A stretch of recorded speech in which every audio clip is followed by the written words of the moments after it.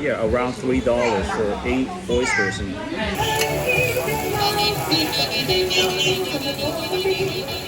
this is the big central tower along the east wall. This is actually one of the coolest bridges I've ever seen. Never really quite seen anything like this in my life.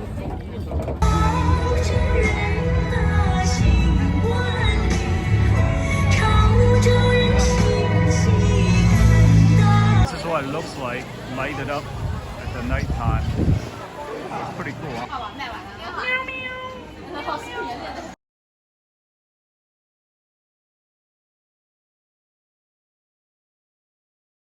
So I'm visiting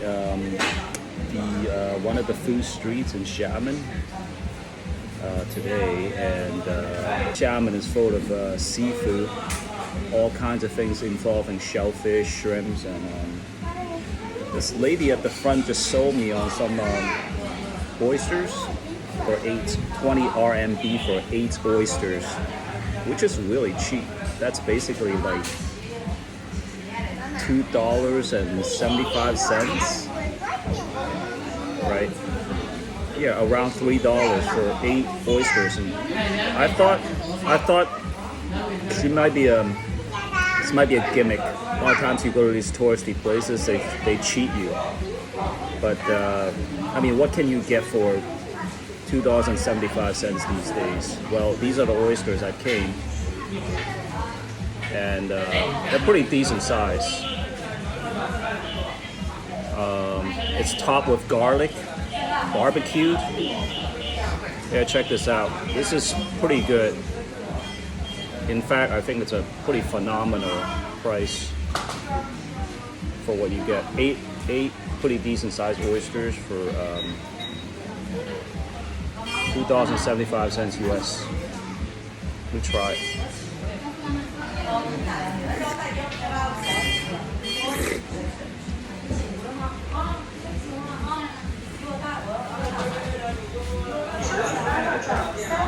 It's pretty nice, pretty fresh, pretty plump, pretty sweet. You gotta drink the juice, right? That's one of the best parts about eating an oyster. Now, to be fair, that was probably the biggest size one. They're not all that big. This is a smaller one. But again, for $2.75, I really don't think you can beat this. I think they charge more than that for one in the US.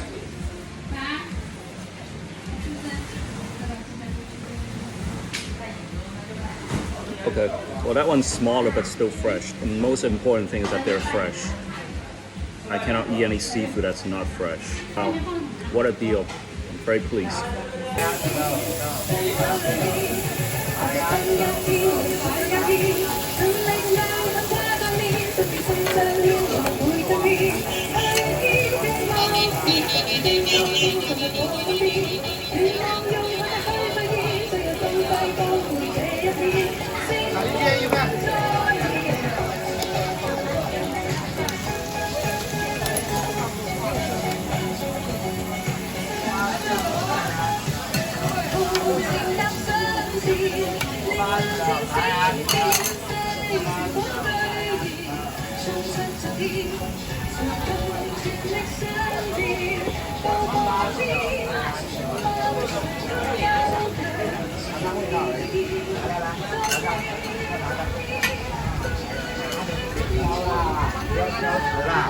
来，锅巴土豆，来，锅巴土豆，尝尝，来呀，土豆，这个好吃，网红小吃啊，哎，来尝尝味道，哎，没事儿，哎，来，来，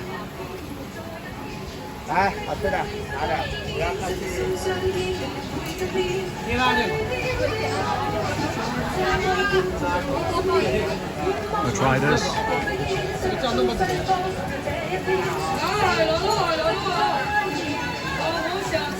Oh, it's potatoes. It's got a nice flavor.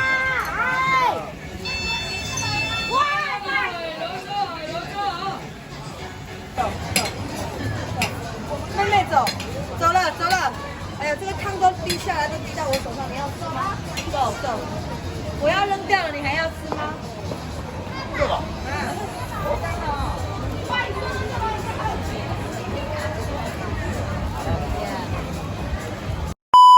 I'm sitting down at a seafood restaurant. Sorry. Having some dinner. This is in Xiamen, in the southeastern port city. And basically right across the strait from Taiwan. So Xiamen is very known for being a big port city in the Fujian province. And because it's right next to the sea, you have a lot of seafood. So the seafood here is extremely inexpensive, at least compared to the United States.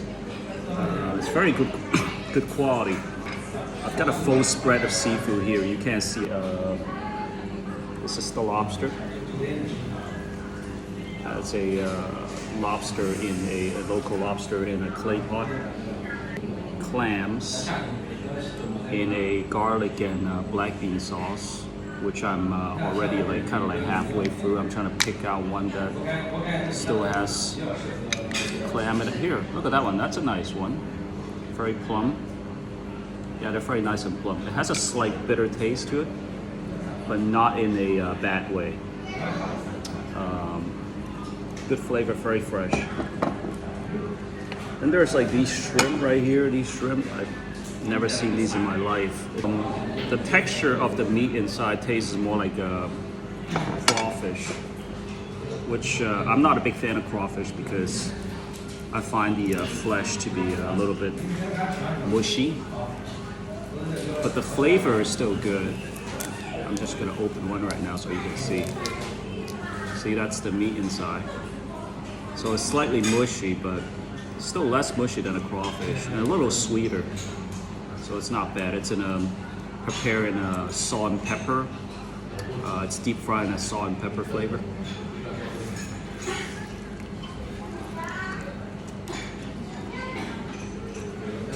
Yeah, a little mushy, but not bad. Still good. Good flavor. What else we got here? Oysters over here. Some pretty nice sized oysters that are steamed in a garlic sauce. These are actually pretty nice size. Look at the size of that thing. Ooh, all the juice came out. The juice is the best part. I'm sure these are pretty good. I'm gonna try those out. A few of these clams. These are what they call shanbei, which is a kind of a medallion clam, and it's prepared with some garlic and scallion on top, with some vermicelli.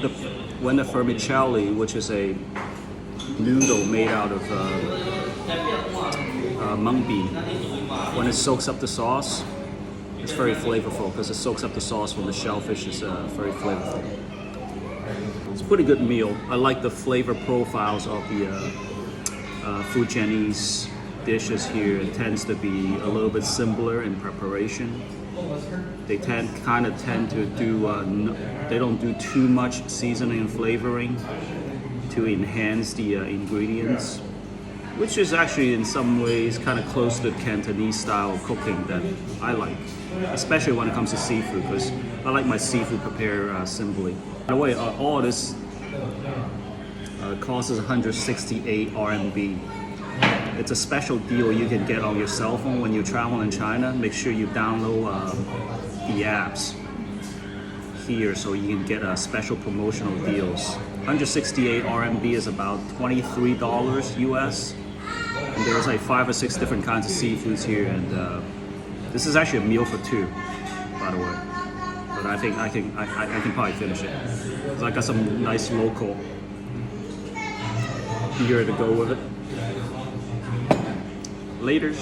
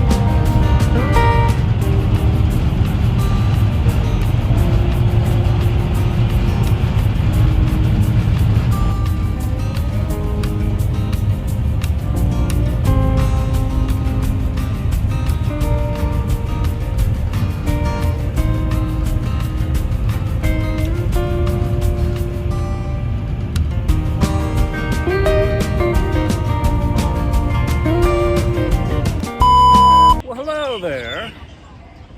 I am in the city of Chaozhou, which is in the southeastern part of China. It is right next to the Eastern Sea, and just a couple hours, actually a little over an hour by high-speed train south of Xiamen, and just a couple hours to the east of Guangzhou, another major city in China. And you can't really tell here, but I'm not standing on flat ground. I'm actually standing on top of a wall, which is a wall that surrounds the old part, the old town of Chaozhou.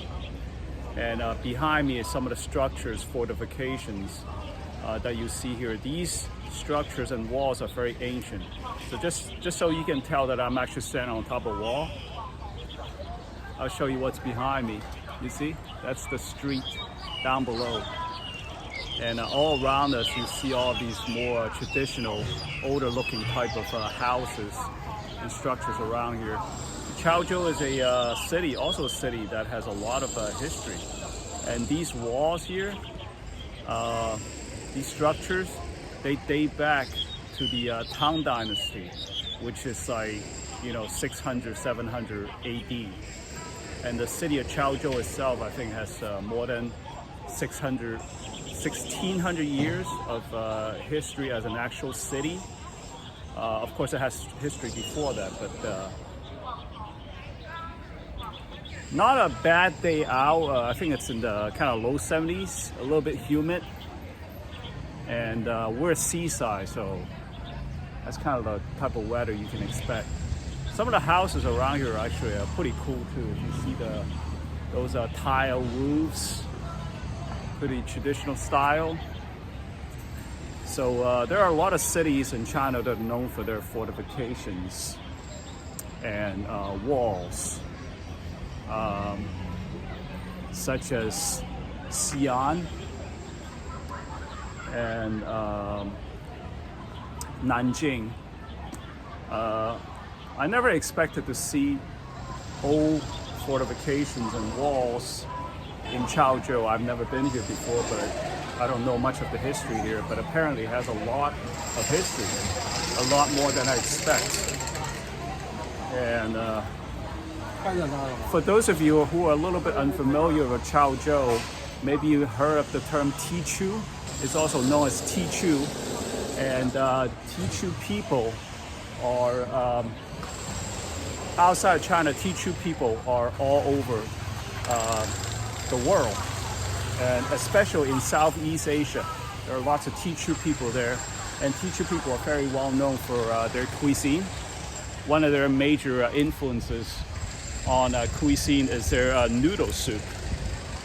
So if you have had a bowl of pho, from Vietnamese food, or what the Thai people call noodles, boat noodles, they're all variations of the Tichu style soup and noodle, and they're also known for many other foods too, like the fish sauce. It's basically invented by Tichu people. There are many different types of Tichu cuisine here. Some of them I can't even really eat, such as their raw crab. They like to eat a lot of seafood raw. So straight up ahead is another big tower. You see behind me? That giant tower is even bigger than the one that I just walked past. These buildings are very well maintained. They look pretty nice. So yeah, you're interested in pretty laid back, coastal town with a lot of history, a lot of good food, come down to Chaozhou. I think it surprised me a little bit with the amount of history that's here. But it's pretty cool to check out. And and also on the other side of this wall would be a river. We're about to go over to the river to explore a pretty cool bridge that's basically made up by floating boats. See, there's the river behind us. And we're about to cross it a little bit. So I'm standing right in front of that big tower now. This is the big central tower along these walls. And you can see more of the wall here. And then you can also see the streets below.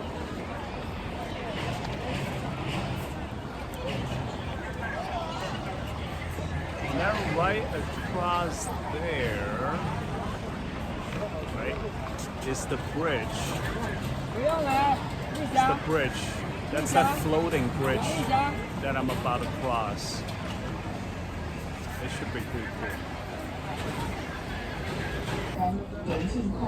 Do you see all those boats behind me? They're all lined up side by side. They're not just any boats. Those boats serve a special purpose. They form a bridge. Do you see all those people crossing? Yeah, they're crossing on top of those boats. Those boats are basically, they're tied together to form a bridge. And so this is a very famous floating bridge in Chaozhou. It dates back to the Song Dynasty, which is, it's over 1,000 years old. And on each side, at the end of the boats, are actually stone sections of the bridge. I'm standing on a stone section right now. And you see all those like gates.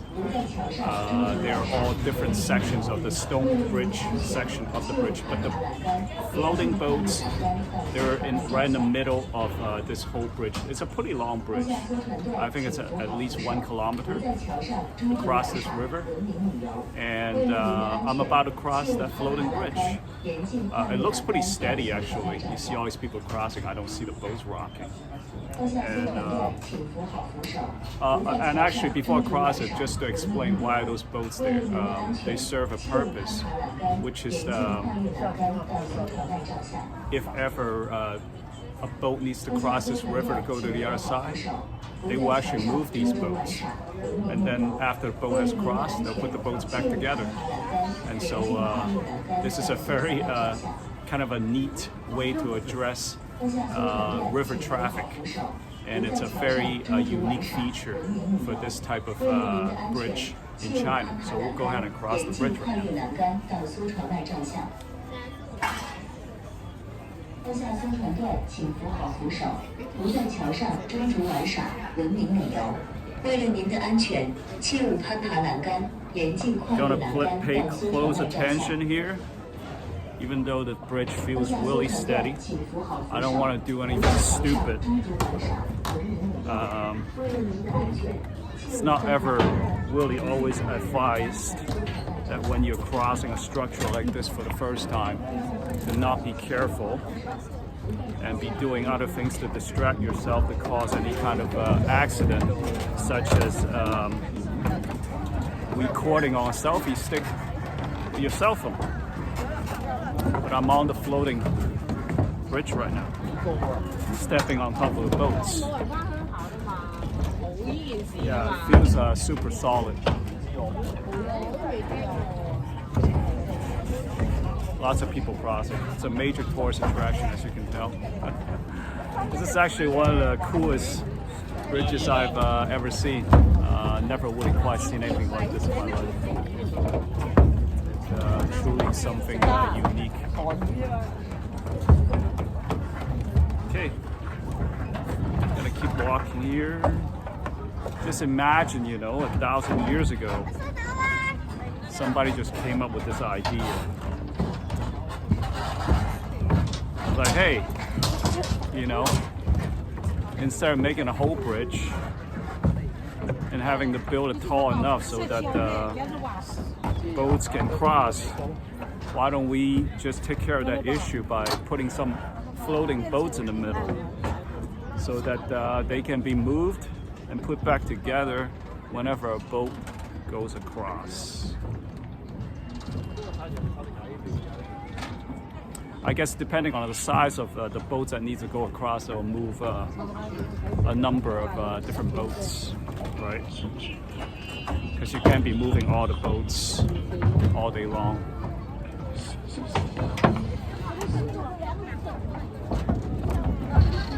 And the stone section of the bridge is pretty cool too. It's got all these gates that goes all the way back to that tower by all the walls. And we're about to come to the end of the floating section of the bridge.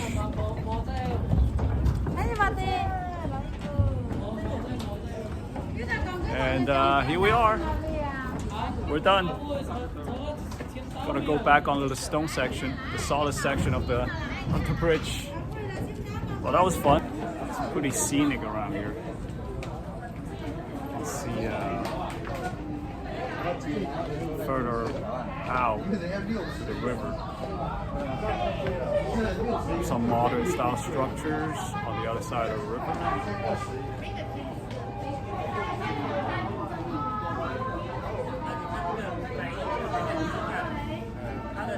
Yeah, it's pretty nice.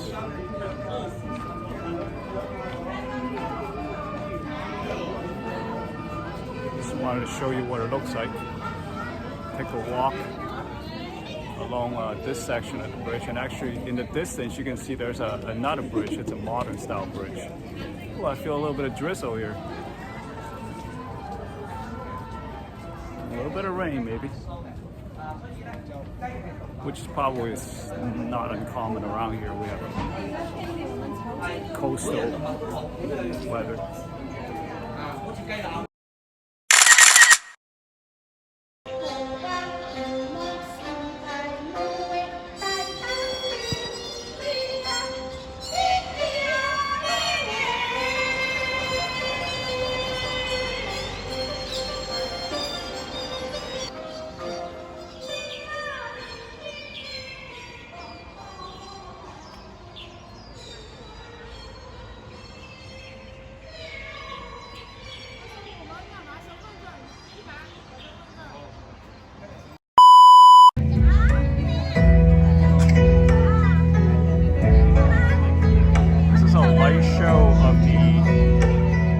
Over the Chaozhou River that they do every night to light up that floating bridge over the river.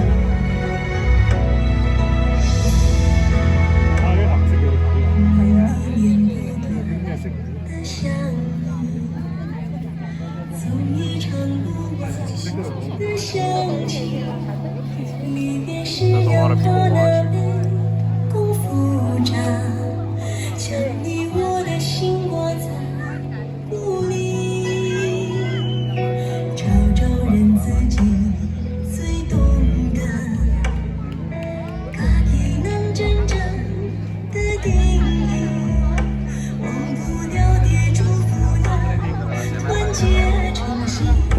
That middle part without lights, that's the floating part where all the boats are.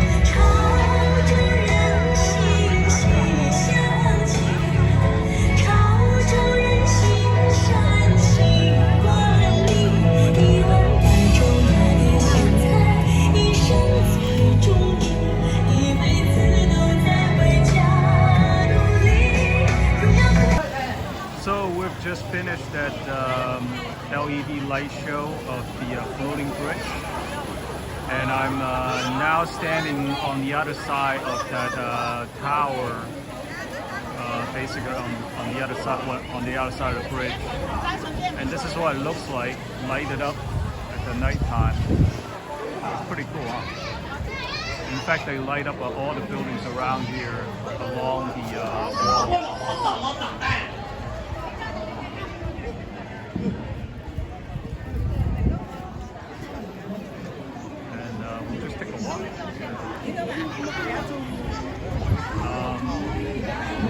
Old town of Chaozhou has this very well-known area. It's called the Stone Tablet. street. 对啊，你看到后面全是牌坊。 And basically, it's a historic area again of the hometown. Well, the hometown is historic, dating back more than 1,000 years. And those gates right up there, you might recognize them because you see very similar looking structures in all the Chinatowns around the world. And they are erected usually for a purpose, to commemorate something. In this case, in Chaozhou, back in the old days, they were very well known for producing scholars. Scholars that would go on to become basically officers of the imperial court. And so they have many of these gates are erected here. You can see there. After this one, there will be another one. There are actually, I don't know how many there are. It seems like there's at least 50 or 60 of these spread out throughout this part of town in actually multiple different directions. And all along the way, you'll see shops on the side selling different things like souvenirs,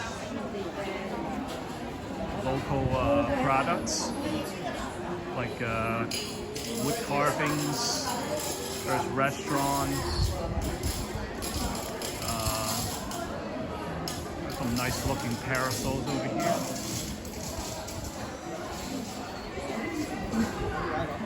And then, you know, whatever food you want, tea, fresh fruit juices. Pretty lively area. Yeah, that's it. You ever want to come down to Chaozhou? You could have a pretty nice time here.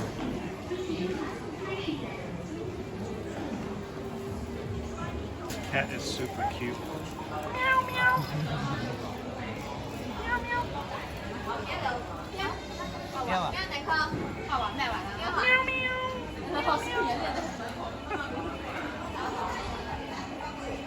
也才腿是很艳。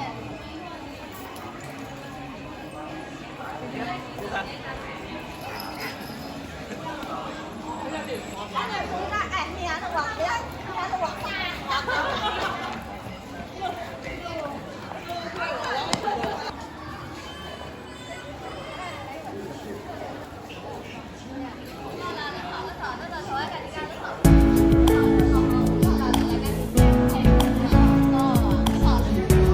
Just got myself a cup of milk tea that comes in this very kitschy little teapot thing in the bottom. That's dry ice and making a nice steam is coming out. And I'm gonna take this back to the hotel. They're gonna walk along this street. I'm literally advertising for this tea shop right now because people are actually looking at me. They're like, that's pretty neat.